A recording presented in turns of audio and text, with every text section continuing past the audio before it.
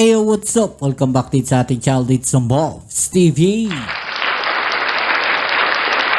Alright, so tayo nagbabalik ulit mga kababayan, no? At ngayon ay pag-uusapan natin itong balita mga kababayan na kung saan, nako po, no, si Harry Roque mga kababayan, no, itong si Akla, nako po, hindi ko alam parang may tama na ata to mga kababayan. No? Parang may sayad na ata to mga kababayan Ano na, hindi na normal, no? Yung kanyang mga ginagawa, hindi na normal. Mga kababayan, yung kanyang mga sinasabi, hindi na normal yung mga nangyayari sa kanya. 'Di ba? Parang wala na siyang ibang iniisip mga kababayan, no, kundi kung paano sisiraan ang ating Pangulong Bongbong Marcos. Parang hindi ko lang ano may tawag na, parang may mental issue ata tong tao na to. Dapat siguro magpa-check up na to mga kababayan, no? Dapat dito magpa-psychiatrist to.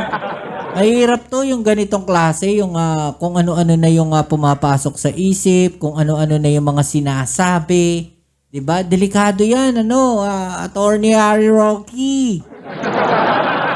Magpa-check up ka na.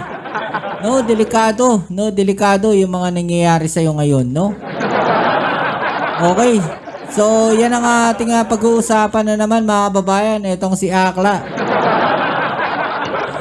Pero syempre, bago ang lahat, please don't forget to subscribe, like, share, at comment dyan sa comment section.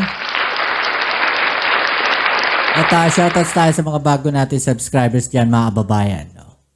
Kayo ba naniniwala mga kababayan na ano bang sa tingin ninyo, may tama na kaya to? Parang may sayad na no? Wala na siyang ibang inisip kung paano sisiraan yung gobyerno. No, parang doon na lang umiikot yung kanyang mundo, no? At mas lalo pa siyang tumapang mga kababayan, no, nung nandun na siya sa ibang bansa. Pero nung nandito siya sa Pilipinas, hindi siya maka-public ng ganyan, hindi niya magawa ng ganyan kasi, 'di ba? Siguro natatakot siya. O panoorin natin tong video na to mga kababayan, no? Medyo nakakabahala na kasi itong nangyayari kay Akla. No? Tingnan nyo yung mga pinagsasabi niya dito mga kababayan, no? Taong bayan, itong panawagan ko. Mahiya naman tayo. Nakakahiya na po. Nakakahiya na daw siya. Ay. Ano ba? No, nako. Basta kakahiya yung ginagawa mo, Akla. No, dahil wala ka ng ibang inisip, wala ka ng ibang ginawa, no, kundi sira ng ating Pangulong Bongbong Marcos kahit pa maganda yung kanyang ginagawa, 'di ba mga kababayan? Ngayon, yung ginagawa mo na yan ang nakakahiya dahil kayo yung maiingay. Kayo yung daldal ng daldal, kayo yung ngaw-ngaw ng ngaw-ngaw, kayo yung maingay. No? Kami naman wala naman kaming inano nagbibigay lang naman kami ng mga reaksyon at komentaryo namin 'di ba? Pero itong si Akla mga kababayan, ang sobrang ingay. 'Di ba? Taong bayan, itong panawagan ko. Mahiya naman tayo. Mahiya ka naman. Huwag mo na itama yung taong bayan. No?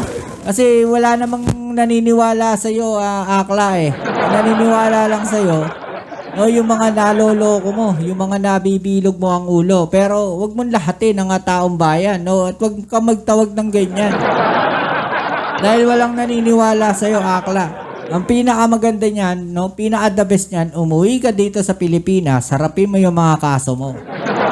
Yan. Baka sakali, may maniwala pa sa iyo. 'Di ba? Hangga't nandiyan ka sa labas ng Pilipinas at nagdadakdak ka, walang maniniwala sa iyo. Maniniwala sa iyo yung kaso mo nga tinakbuhan mo. Tapos nag-a-apply ka ng asylum sa ibang bansa. 'Di ba? Para matakbuhan mo ng tuluyan yung kaso mo. 'Di ba? Nakakahiya na po. Nakakahiya na Kung siya. ang buong daigdig alam na magnanakaw ang leader natin na wala pa rin tayong gagawin. Nasaan yung ninakaw? No? Ang alam ng buong daigdig yung kaso ni Pangulong Duterte na nasa dahig ngayon. No? Ang alam ng buong daigdig, akla, na ikaw, no, sinasabi nga sa investigation na ikaw, di umano, ay konektado sa mga illegal na pogo. Yun ang alam ng buong mundo. Diba? Ngayon, nung nabunyag na lahat, bigla kang tumakbo. Bakit hindi ka bumalik sa Pilipinas? Yun ang mananghamon namin sa'yo. Mga kababayan, babalikin natin si Akla sa Pilipinas. Anong say mo? Diba? Anong say mo ngayon? That reflects badly on our national identity. Nako, yan. Reflects badly rin sa national identity ng Pilipinas ang isang katulad mong Akla. No? Bulag-bulagan, nagbibibihihan sa magnanakaw na presidente. Sino ba yung bulag? Maghusga po tayo. No, sino ba yung bulag? Sino yung nabulag? Ha? Akla, sino yung nabulag? No? Isa ka dun sa mga nabulag. Ha? Huwag mo nang idamay yung mga kababayan natin sa katarantaduhan mo, Akla. Bibihihan sa magnanakaw na presidente. Maghusga po tayo. Hindi po to krimen. Hindi po to incitement to sedition. Ang people power po, nakasaad yan sa saligang batas. Gamitin natin ang kapangyarihan natin. Puro ka people power. Wala ka na maloloko. No, kahit anong gawin mo magtawag ng people power, walang pupunta sa people power mo.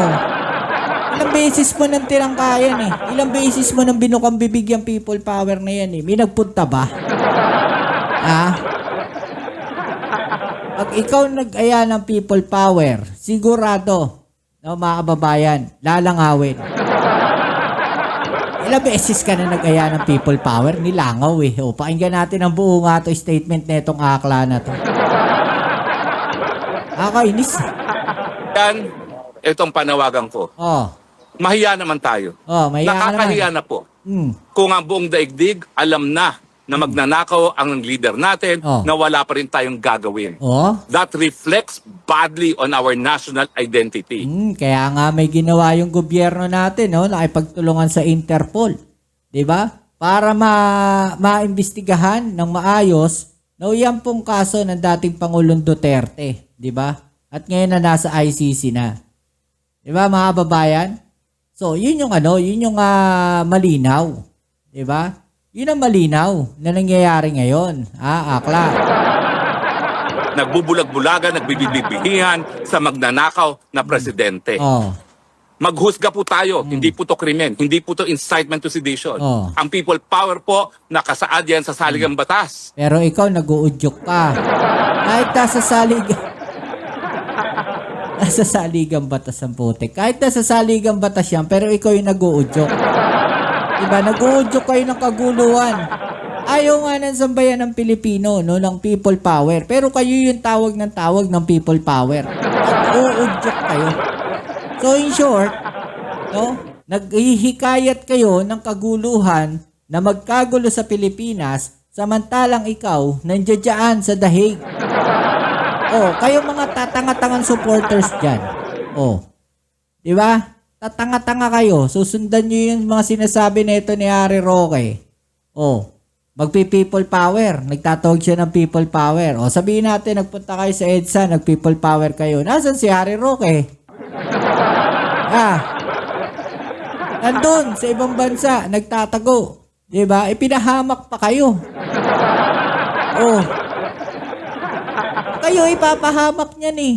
Nagtatawag siya ng people power, pupunta kayo siya doon sa dahig.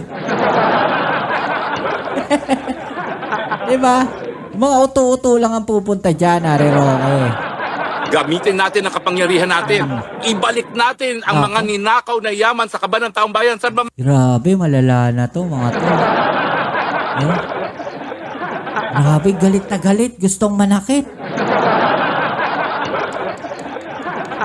Malala na to. Dapat dito talaga pinapacheck up to. Yung mga ganyan. Pinapacheck up talaga dapat yan. Magagaling yan. Hindi po pwedeng nanggaling yan sa Yamashita gaya ng sinasabi niya dahil wala namang basehan yan. Hindi naman sila nanalo ng loto. Yan po ay galing sa pawis, lalong-lalo na ng mga OFWs. Dahil ang mga kumikita naman talaga sa Pilipinas ay mga OFWs. Oh, di ba? Kung saan na napunta yung kanyang sinasabi. Ayun. Alam ng sambayan ng Pilipino na may pera ang mga Marcoses. Di ba? May mga negosyo ang mga Marcoses. Oh, huwag kayong magpapauto dyan eh.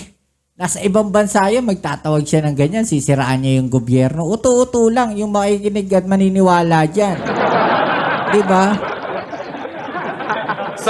Galing po yan sa pawis at sa luha ng mga OFWs na pinagsamantalahan at linapa ng pamilya Marcos. Oh, talaga? Talaga? Grabe O, ito pa Ito malala dyan, mga kababayan. Alam mo, nakakatakot talaga yung mga nangyayari dito kay Akla, no? Delikado to. Dapat to magpa-check up. No? Parang may sayad na no? May something sa utak to No, isip siya ng isip ng kung ano-ano. Parang bahala na kung ano nila maisip ko. Kailangan masiraan ko yung mga Marcoses. Magtatawag ako ng people power. No? Okay lang yun. Mapahamak sila ron. Mahuli. Magkagulo sila sa Pilipinas. Nandito naman ako sa dahig Yung mga uto-uto dyan na naniwala naman dito kay Harry Roque, tapos bigla magpe-people power, kayo lang napahamak. Diba? Kasi nga, mga uto-uto kayo, kaya nga kayong uto-utuin. Ito nga Akla na to. Diba? Ito pa Tao, mga switik, mga kleptocrats. Grabe, no? Galit na galit. Gusto manakit. Gigil na gigil Yung itsura, mga tol Parang parang anytime, mga ngagat Ewan ko nga ba, bakit hindi pa kayo pinaparusahan ng Panginoon? Nadamay pa yung Panginoon, mga kababayan, no? Masama yan. Akla, wag may damay yung Panginoon, Akla. No? Wag may damay. Nakamataas ang pagkagutom mula nung COVID. Talaga? 52% ng ating mga mamamayan gutom, and yet 100 billion ang inyong mula nung COVID. So, ibig sabihin, kasama yung administrasyon ni Duterte, gano'n. ninakaw. Magkanong kabubuang ninakaw nyo, mga magnanakaw ng mga Marcoses. Kasama ka na dyan, Marcos Jr. Mahiya kang kakapal ng mga mukha ninyo. Kung talagang meron kayong kahihiyan, magharikirin na kayo na kayo'y mapatawad ng sambayan ng Pilipino. Nagkakabulol-bulol na.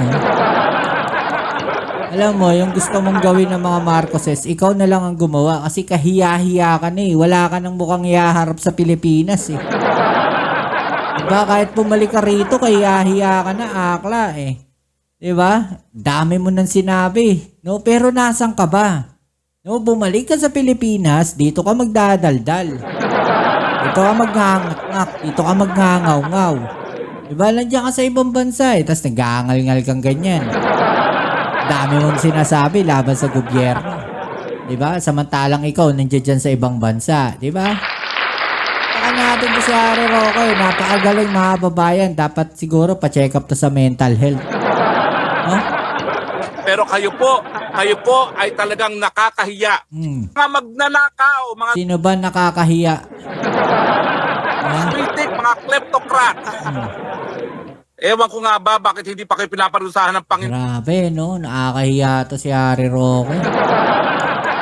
Harry Roque, nakakahiya yung ginagawa mo. No? Alam na ng buong mundo kung ano yung ginagawa mo. Nakakahiya yan, no?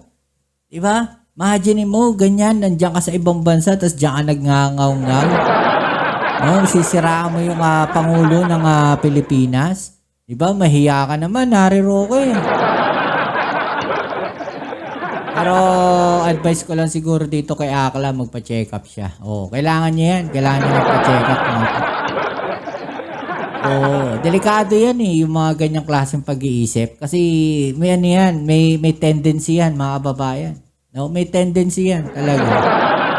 Delikado yan. Dapat diyan nagpapa-check up. No, dapat diyan magpa-check up sa sa mental health.